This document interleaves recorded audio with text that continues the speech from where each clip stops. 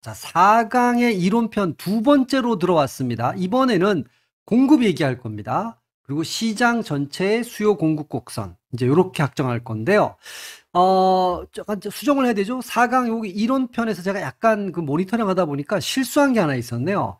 요렇게 수요 곡선이 요렇게 있을 때 요 하나하나를 이제 한계 지불 의사 금액이라 그런다 그랬죠. 지불 의사 금액. 물론 여러분이 이제 다 눈치채셨겠지만 제가 뭐라고 설명했냐면 이렇게 수요량이 늘수록 한계 지불 의사 금액은 커집니다. 이렇게 설명을 했는데 그런 이제 멘트가 한 번 있었어요.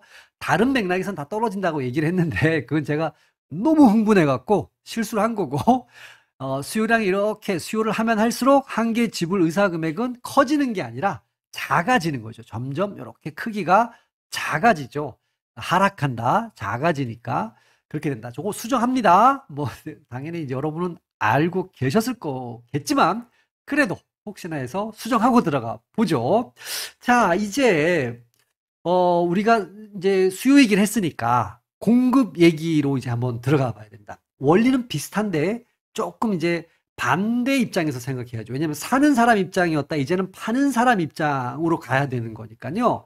근데 뭐 공급량 똑같습니다. 판매자들, 공급자들이죠. 수요자가 아니에요. 어떤 가격에 판매한 게 아니에요. 판매하고자 하는, 사고자 하는, 팔고자 하는 양입니다. 자, 그거를 이제 표로 만들면 공급계획, 공급표가 되는 거예요. 가격과 이 박스에 들어가는 건 공급량이겠죠. 가격과 공급량의 관계를 나타낸 겁니다. 당연히 자, 여러분 여기에서 요 둘 관계에서 여러분이 이제 지금부터는 파는 사람 입장, 장사하는 사람 입장이 돼야 돼요. 가격이 올라가면 판매량, 공급량은 어떻게 될까요? 내가 물건을 만들어서 공급하는 이유가 내가 이윤 극대화잖아요. 돈을 많이 벌고 싶어. 그러면 가격이 올라갔으니까 내가 많이 벌 수 있잖아요. 이제 똑같은 10개를 팔아도 더 많이 벌잖아요. 그러니까 공급량은 당연히 늘립니다. 여러분 지금 이런 거죠. 수요량은 어떻게 될까? 수요자 입장에서는 가격 올라가면 떨어져요. 이렇게 반비례 관계에 있는 걸 수요 법칙이라고 얘기를 하죠. 음의 관계. 요 가격과 공급량이 비례 관계에 있는 거예요. 이게 공급 법칙입니다. 아무것도 아니죠. 상식이죠. 비례 관계냐 반비례 관계냐를 보면 돼요. 가격 올라가면 나 이제 돈 많이 벌겠네. 공급량 늘려야지. 자, 그걸 그래프로 나타낸 게 이런 거죠. 공급 곡선이죠. 여기 이제 가격과 여기는 이제 공급량. 이게 무슨 관계예요? 비례 관계, 양의 관계, 플러스의 관계다. 가격 올라가면 더 많이 공급하고자 합니다. 왜? 내가 돈 더 많이 버니까 내 이윤이 더 늘어나니까 더 많이 팔아야지, 판매해야지 당연한 거잖아요. 그러면 공급 곡선은 가격과 여기도 당연히 공급량의 관계를 나타낸 거죠. 가격과 공급량. 자, 곡선 형태로 이제 공급 계획표를 그리면 되는 거고 당연히 이번에는 우하향이 아니라 우상향하는 겁니다. 오른쪽으로 갈수록 위로 올라간다. 이렇게 수요 곡선은 우하향했죠. 이렇게 오른쪽으로 갈수록 오른쪽으로 간다는 얘기가 늘어난다는 얘기예요. 이렇게 늘릴 때 늘어난다. 이런 의미가 있죠. 양의 관계 이거를 공급 법칙이라고 한다. 다시 말해서 가격과 공급량의 관계가 가격이 올라가면 공급량은 늘어나고 가격이 내려가면 공급량도 내려가는 거죠. 같은 방향으로 움직이죠. 비례 관계. 이게 양의 관계라는 게 비례 관계죠. 이걸 공급 법칙이라고 한다. 상식입니다. 자, 물론 우리가 수요 법칙이 적용되지 않는 재화가 있다 그랬죠. 그게 기펜제예요. 당연하지만 공급 법칙이 적용되지 않는 경우도 존재합니다. 그런 재화도 있어요. 뭐 특별히 이름을 붙이는 건 없지만 모든 경우에 공급 법칙이 적용됩니다는 틀리다라는 거예요. 적용되지 않는 경우도 당연히 있습니다. 즉 가격이 내려갔어요. 지금 뭐 반도체 같은 거 볼 때 그럼 공급량을 줄여야 되잖아요. 이윤이 안 되니까. 그런데 미래를 보고 공급량을 늘리는 오히려 하락할 때 늘리는 뭐 이런 재화도 충분히 있을 수 있습니다. 자, 요것도 이제 주의 살짝 해두시고. 자, 지금부터 이제 여기까지는 뭐 그렇게 수요 법칙하고 반대로만 생각하면 되는 거니까 수요하고 그렇게 어려운 게 없어요. 그럼 지금부터 우리는 뭐에 대한 답변을 끌어내야 돼요? 우리가 왜 공급 곡선이 우상향합니까? 그 이유를 찾아야 돼요. 우리가 수요 곡선이 왜 우하향합니까는 한계 효용 체감, 한계 편익 체감과 한계 지불 의사 금액 하락. 이 두 개로 설명을 했잖아요. 그 논리적 흐름에 따라서. 이번에도 또 비슷한데 용어가 약간 바뀔 겁니다. 먼저 이것부터 이해를 해도 공급곡선이 지금 이렇게 그려진다. 가격과 공급량에 대해서. 그러면 이게 요 높이 여기를 뭐 한 개짜라고 하고 여기를 뭐 네 개짜라고 해볼게요. 중간중간 다 있겠지만 그러면 이런 겁니다. 요 일곱 개를 파는 순간 요 순간이야. 그러니까 한 개죠. 요 순간 나는 이제 공급자 입장에 생각해야 돼요. 사장님이 되셔야 돼요. 요 순간에 나는 최소한 얼마를 제가 지금 이렇게 얘기해서 최소한 받고자 하는 금액 요걸 나타내는 거예요. 요 빨간색 요 높이가 지금 이 순간이니까 요 한계죠. 수용 내가 받아들일 의사가 있는 금액 요거는 최저 금액이에요. 우리가 수요 곡선은 내가 최대로 지불할 금액을 나타낸 거죠. 한계 지불 의사 금액은 최대 지불 의사 금액이라면 한계 수용 의사 금액 내가 받아들인다는 얘기죠. 나는 이 정도는 받아야 되겠다라는 거예요. 요 높이가. 네 개째 요 순간을 팔 때는 네 개째는 요만큼은 내가 최소한으로 받아야 된다. 최소 요만큼은 받아야 돼. 한 개째는 최소 내가 요만큼. 왜냐하면 난 미치고는 팔 수 없으니까. 이런 거죠. 그러니까 공급곡선이 나타내는 거는 그 순간순간의 한계 수용 의사 금액을 보여주는 거예요. 요 높이가. 자, 이 공급곡선의 특징을 한번 보면 똑같은 거죠. 여러분 이렇게 놓고 보면 공급곡선이 이렇잖아요. 여기 이제 가격이 있고 니은자 그리고 공급량 그리고 여기를 공급곡선이라고 얘기를 하면 결국은 이런 각각의 그 순간순간에 대해서 한계 수용 의사 금액이 있죠. 네, 그런 높이. 요 다 제가 뜨문뜨문 그렸지만 요 다 그렇게 나타낼 수가 있죠. 뭐 1개, 1.5개, 1.4개, 1.3개, 1.31개 논리적으로는 다 그렇게 다 표시할 수가 있죠. 어쨌든 그 순간에 그럼 이건 두 가지로 해석할 수 있는 겁니다. 여기 가격이 100원이라고 치고 요때 7개라고 치면 요 주어진 100원에서 주어진 가격 100원에서 내가 7개를 공급할 의사가 있다. 이렇게 해석할 수도 있고 반대로 주어진 게 7개야. 이거 얼마에 공급할래? 얼마에? 100원에. 그게 바로 한계 수용 의사 금액. 다른 말로 한계 수용 용의 금액. 뭐 의사란 말을 용의가 있다. 의사가 있다. 이런 말이죠. 뭐 같은 말이에요. 내가 7번째 팔 때. 근데 그거는 가장 낮은 가격을 얘기하는 거예요. 난 최소한 요만큼은 받아야 되겠어요. 6번째 거는 요만큼은 받아야겠어요. 이런 얘기죠. 근데 그 최소한 이렇게 생산량을 늘릴수록 그 최소한 받고자 하는 한계 수용 의사 금액이 점점 지금 어떻게 하고 있어요? 증가하고 있죠. 그럼 왜 증가하냐 이거야. 왜 증가하냐? 그 결론이 뭐냐면 한계 비용이 증가하기 때문에 한계 수용 의사 금액도 증가한다. 이게 결론이에요. 이게 이제 공급곡선이 우상향한다를 보여주는 건데 그걸 좀 더 설명을 해드릴 겁니다. 어쨌든 공급은 가장 낮은 금액 최소한 이만큼은 받아야겠어. 이 한계 수용 의사 금액은 그 공급곡선의 그 순간의 높이를 나타내는 겁니다. 최저 가격 받고자 하는 추가적 공급이라는 게 지금 이 순간 7번째, 6번째 그 순간에 받고자 하는 최저 가격이다. 그러니까 6번째에서 한 개 추가된 요 7번째 요 순간 추가됐다라는 거는 7번째를 얘기하잖아요. 추가적 공급. 이렇게 그러면 7번째 그 순간이라고 해석할 수 있죠. 한 개자 반드시 들어가야 됩니다. 이제부터는 이제 한계 비용 얘기를 해야 됩니다. 한계 비용. 자, 한 개자 나왔으니까 이 순간이 되는 거고 여러분 이제 비용 얘기가 나오잖아요. 경제학은 항상 원칙이 이거예요. 생산을 하니까 비용이 발생하겠죠. 정확하게 생산 비용이죠. 그러면 생산 비용이 발생했다는 얘기는 생산을 했다는 얘기죠. 뭐 공급이라고 해도 좋습니다. 같은 거예요. 그러니까 무슨 말이냐. 우리가 한계 비용을 보려면 뭐를 봐야 된다고요? 생산을 봐야 돼. 한계 비용이니까 무슨 생산을 봐야 될까요? 한계 생산을 봐야 된다고요. 지금 그 순간에 생산의 크기, 그것 때문에 뭐가 발생하는 거예요? 한계 비용이 발생하는 겁니다. 근데 한계 비용이 증가한대. 그 얘기는 한계 생산이 감소한다는 얘기예요. 체감한다. 이걸 한계 생산 체감의 법칙이라고 얘기를 하는데요. 우리가 한계 효용 체감의 법칙이란 말이 있었죠. 한계 생산 체감의 법칙. 한계 생산이 체감하니까 한계 비용은 채증합니다. 증가합니다. 거꾸로 가는 거예요. 이걸 이제 이해해보자라는 거야. 지금부터. 여기다 이제 시간 할애를 좀 해야 되는데, 그럼 먼저 제가 여러분한테 최선을 다해서 좀 이해시켜 드리기 위해서 요런 가정을 한번 좀 해본 거예요. 일단은 노동자 생산하려면 여러분 생산의 3요소가 토지, 자본, 노동인데 다른 거 다 빼고 노동만 있다고 쳐보는 거예요. 그래서 노동자 한 명의 월급이 100만 원입니다. 그럼 요거는 비용이죠. 사장님 입장에서는 100만 원을 줘야 되잖아요. 그러니까 비용이 100만 원이 발생하는 거야, 한 명당. 근데 그 작업장을 봐보면 한 명이 일하면 가장 최적인 작업 공간이다.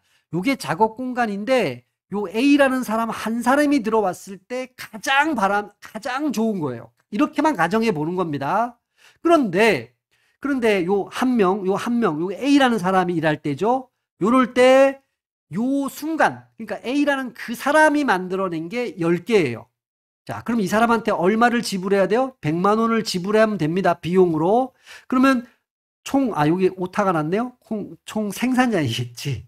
한계 생산량이 아니라 총 생산량은 10개가 되는 거겠죠. 요때까지는 아직 생산한 게 없었으니까 이게 자동으로.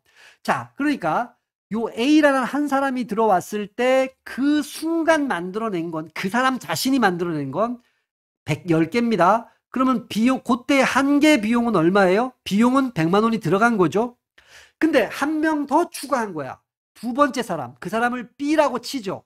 그러니까 요 B라는 사람이 여기에 들어온 거예요. 그러면 여러분, 한 사람이 움직이면 가장 일하기 좋은 공간이었는데 한 사람이 더 들어왔잖아요. 그러면 혼잡도가 증가하는 거야. 그러니까 혼잡해지는 거야. 그러면 일을 잘할 수 있을까요? 없을까요? 잘 못하지.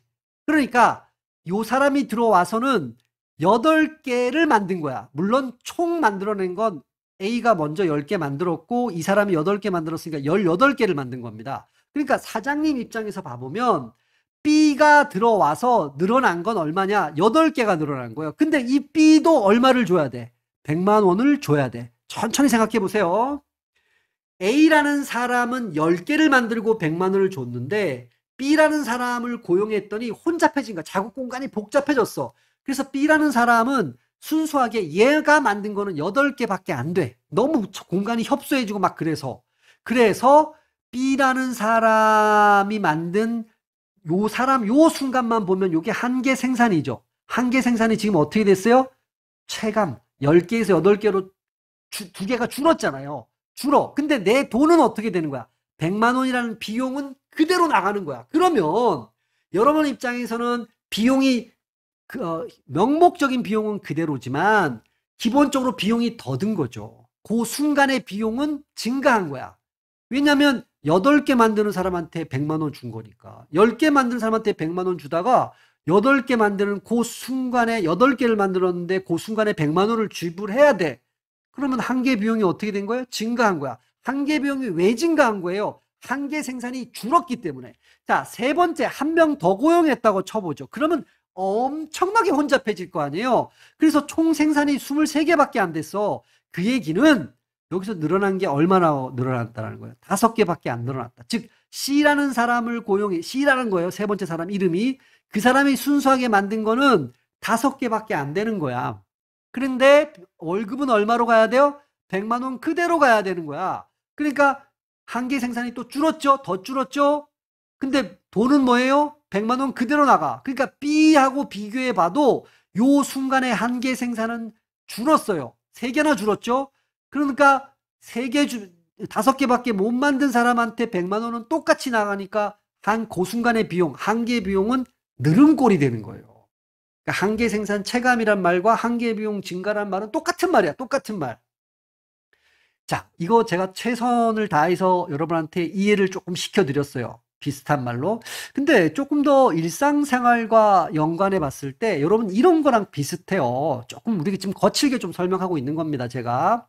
여러분이 공부를 하시잖아요. 공부. 그러면 여기 시간 비용이 들어가요. 시간 비용. 그래서 1시간, 2시간, 3시간, 4시간 이렇게 추가가 되겠죠? 그럴 때 여기 1시간, 처음에 1시간 일할 때는 10단어를 외웠어요. 그럼 10단어. 여러분 이런 말 하잖아요. 첫 끝발이 개 끝발이야. 뭐 이런 말 하잖아요. 그러면 두 번째 시간도 정확하게 1시간을 쓴 거예요. 1시간 추가됐죠? 그러니까 두 번째 시간에는 8단어밖에 못, 얘는 집중력이 떨어지잖아. 세 번째 1시간 더 썼어요. 세 번째. 그랬더니 5단어밖에 못 외우고. 네 번째 갔더니까 3단어밖에 못 해. 그러니까 4시간째라는 얘기는 3시간째에 비해서 1시간 더 공부했다는 얘기죠. 여기에 비해서 단어 외우는 개수가 떨어지는 거야. 생산량이 떨어지는 거야. 요게 그때 외운 단어가 한 개 생산이에요. 그때 들어간 비용은 이제 한 개 비용인데, 똑같이 1시간씩 한 개 비용, 똑같이 100만 원 들어간 거랑 똑같이 1시간 들어간 거예요. 그런데 한 개 생산은 10단어, 8단어, 5단어, 3단어 계속 줄어드는 건데, 들어간 시간은 100만 원, 들어간 시간은 1시간 똑같잖아요. 한 개 비용은 늘어난 꼴이 되는 거죠. 증가하게 된다. 왜? 한 개 생산이 감소했으니까. 그러니까 여기서 이제 여러분 이런 게 나오는 거예요. 여러분이 두 번째 들어갈 때 요 100만 원 한 개 비용인데, 여기 두 번째 들어간 비용만큼을 여러분이 바꾸자 하겠죠. 세 번째 만들 때 들어간 비용만큼을 바꾸자 하겠죠. 논리가. 그러니까 여기 이제 제가 8개를 해서 그 한 개당 개수는 나눠봐야 되겠지만, 제가 이제 나누진 않았지만, 그 순간, 만드는 순간에 B가 들어와서 8개를 만들었으니까 요때 한 개 비용은 늘어났다 그랬죠? 8개를 팔 때는 그만큼 들어간 한 개 비용만큼은 최소한 받아야 되겠다. 그게 한 개 수용 의사 금액이에요. 근데 한 개 비용은 갈수록 증가하니까 결국은 한 개 수용 의사 금액도 증가할 수밖에 없다. 요점이 요겁니다. 정리하면 이거요. 여러분 한 개 비용은 증가합니다. 우리가 조금 더 공부를 해보면 왜요? 라고 물으면 한 개 생산은 체감한다 그래요. 줄어드니까. 가면 갈수록 아까 노동자 고용, 시간 투자해서 단어 외우는 개수 한 개 생산은 체감합니다라는 얘기는 그 순간의 비용은 늘어난 꼴입니다. 그죠? 그 순간에 생산량이 줄어들었어요. 근데 월급은 똑같이 줘야 돼요. 그 얘기는 그 순간에 비용은 늘어난 꼴입니다. 늘어났으니까 나는 최저 가격, 내가 최소한 받아야 될 그 순간에, 이게 이제 네 번째라고 쳐봐요. 네 번째 생산물이라고 쳐봐요. 그럼 세 번째보다는 늘어났잖아요. 그러니까 네 번째는 세 번째보다는 한 개 수용 의사 금액, 용의 금액이 늘어나야 되겠죠. 그래서 공급곡선은 우하향합니다. 의사 금액, 비용이 증가한다는 얘기는 받아야 될 가격도 높아진다는 얘기예요. 생산량이 늘어남에 따라, 여기 이제 공급량이 늘어남에 따라 한 개 생산이 체감하죠. 그 얘기는 한 개 비용이 증가한다는 말과 똑같죠. 그래서 한 개 수용 의사 금액도 증가합니다. 각각의 높이가 한 개 수용 의사 금액인데 계속 증가합니다. 그 점들을 모으면 공급곡선이 되잖아요. 그래서 누가 물어요? 공급곡선이 왜 우상향합니까? 이건 한 개 비용 증가와 관련돼 있죠. 그래서 추가적 한 개 비용이 증가하기 때문에요. 이렇게 답할 수 있죠. 다른 말로 얘기하면 한 개 수용 의사 금액이 증가하기 때문에요. 둘 다 증가합니다. 우리가 수요 곡선에서는 한 개 효용도 감소했고, 한 개 지불 의사 금액도 하락했잖아요. 다 떨어져요. 이렇게 우하향하니까. 그런데 공급곡선에서는 증가하죠. 비용 이런 말은 항상 공급과 생산과 관련된 말입니다. 자, 이제 최선을 다해서 제가 설명을 해봤는데 쉽게 한번 더 들어보시면, 이해 잘 안 되시면 그럼 이제 이해가 되실 겁니다. 자, 문제 한번 풀어볼게요. 가장 옳은 것. 수요 계획을 물었네요. 가격과 수요량을 관계를 보여준다. 이건 정확하게 맞는 거네요. 뭐 얘기할 필요 없이 1번이네요. 여기 다른 조건은 변하지 않을 때 이게 세테리스 페리부스인데, 제가 이제 나중에 비교 정태 분석을 다룰 때 여러분들 설명을 해드릴 겁니다. 자, 수요 법칙은, 이거 틀렸죠? 가격과 수요량이 양이 아니라 음의 관계에 있는 거죠. 반비례. 그렇죠? 틀렸고, 공급 계획은, 이거 왜 틀렸냐면, 공급량과 기대라고 했는데 기대가 아니고, 요 기대를 뭘로 바꿔야 돼요? 가격과 공급량의 관계를 보여주는 겁니다. 공급 법칙은 양의 관계다. 이건 맞는데 요 소득이 아니죠. 소득이 아니라 얘도 가격으로 바꿔야 돼요. 가격과 공급량이 양의 관계, 즉 비례 관계에 있다. 이건 맞는 말이죠. 이렇게만 바꾸면 다 맞는 표현이 됩니다. 자, 이렇게 해서 이제 바꿨고, 마지막은 시장 얘기로 넘어가야 됩니다. 지금 우리가 뭘 한 거냐면요. 예를 들어서 지금까지 이렇게 한 거예요. 사과라는 상품이 있어요.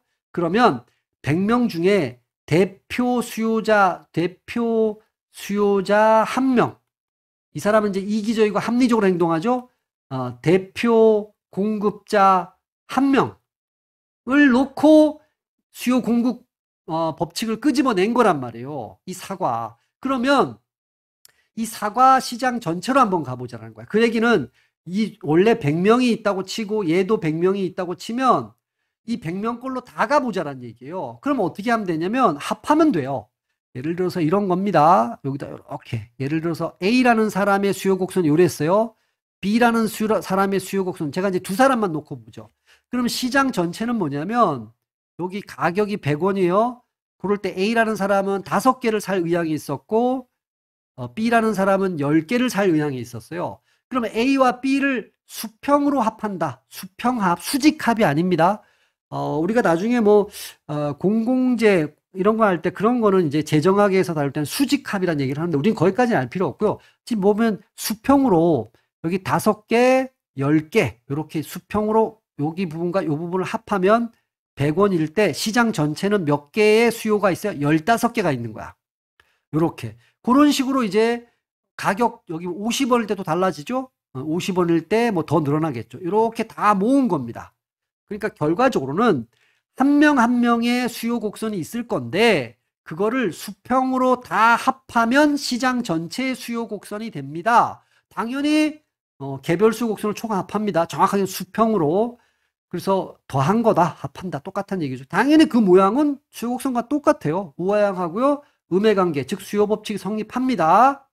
최고 금액을 나타내는 겁니다. 요 높이는 최고 금액, 가장 높은 금액, 요까지 지불하고자 하는 한계 지불 의사 금액을 나타낸다 이런 얘기입니다. 그 나머지 얘기는 똑같아요. 다만 시장 수요 곡선, 지금까지 우리는 개별 수요 곡선을 보신 거고 시장 수요 곡선은 개별 하나하나의 수요 곡선을 100명이 있다 그러면 100명 모두의 수요 곡선을 가격을 고정시켜 놓고 수평으로 다 합하면 그러면 모든 가격에 대해서 그게 수요 곡선이 되는데 당연히 우하향하고 수요 법칙이 성립합니다. 음의 관계가 있고요. 그 높이는 한계 수용 의사 지불 의사 금액은 똑같죠. 최고 금액을 나타내는 것이다. 나머지는 똑같은 얘기. 공급도 똑같습니다. 개별 공급 곡선의 수평합이고 총합이다. 더한 것이다. 당연히 우상향하고요. 양의 관계가 있고 공급 성립한다는 얘기입니다. 최저 금액을 나타내는 것이다. 나머지 똑같은 거예요. 제가 여기서 약간 약간 합한다라는 건 여러분이 이해되실 거예요. 100명이 있다 그러면 100명 모두를 합하면 전체가 될 거 아니에요. 근데 약간 좀 더 방점을 두면 수평으로 합하는 겁니다. 수평으로. 가격을 고정시켜 놓고 주어진 가격에서 몇 개를 살 것이냐. 살 의향이 있는 모든 개수를 다 더했다. 이렇게 여러분 이해해 두시면 되겠습니다.